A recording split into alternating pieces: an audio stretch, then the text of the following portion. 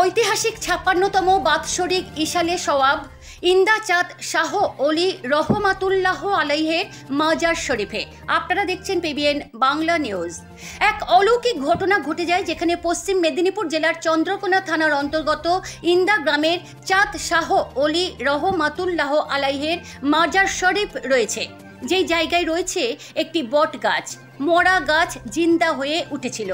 সেই জায়গায় বাংলা আসামের ৫২ জেলার পীর মোজাদ্দেদে জামানের ছোট সাহেবজাদা পীরজাদা আলী সিদ্দিকী তিনি এসে বলেছিলেন এই জায়গায় একজন আল্লাহর অলি শুয়ে রয়েছে। তারপর থেকে শুরু হয় বাৎসরিক ইশালে সওয়াব। ওই জায়গায় এসে বহু মানুষ উপকৃত হয়েছেন, সে অনেক ইতিহাস। জলসায় উপস্থিত সভাপতি ও প্রধান অতিথি ফুরফুরা শরীফের পীরজাদা আল্লামা ওমর সিদ্দিকী সাহেব, উপস্থিত থাকছেন পীরজাদা আল্লামা তোহা সিদ্দিকী সাহেব, উপস্থিত থাকছেন সানাউল্লাহ সিদ্দিকী, আরও উপস্থিত থাকছেন এলাকার হাফেজ সাহেব ও ইমাম সাহেব ও আলেম বিশিষ্ট ব্যক্তিগণ। বিস্তারিত দেখুন পিবিএন বাংলা নিউজে।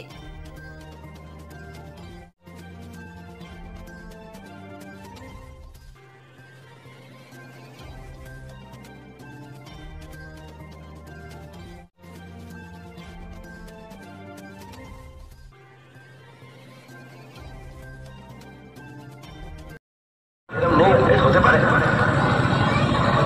শুনেই যে বিশ্বাস করবেন তা নয়, যাচাই করে নিয়ে যাবেন। বলেন ইনশাআল্লাহ আপনার সুন্দর জান্নাত হয়ে যাবে। আল্লাহ যাতে করে আমরা নবীকে আমি আল্লাহ রহমতের আলামিন করলাম, আমি নিজে রব্বুল আলামিন আলহামদুলিল্লাহ।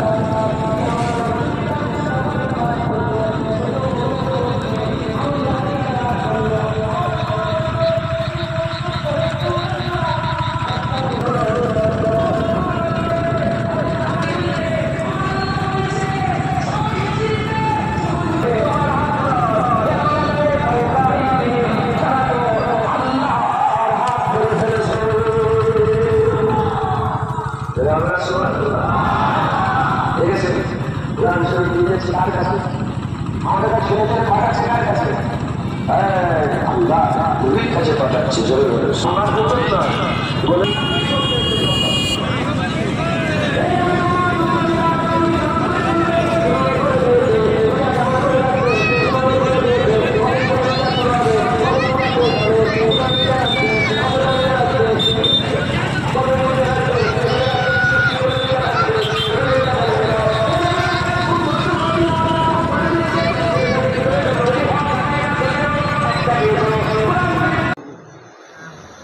আল্লাহ যদি হায়াত দেন তবেই পাবো।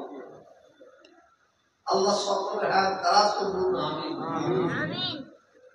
প্রতিবারে ঈশ্বরের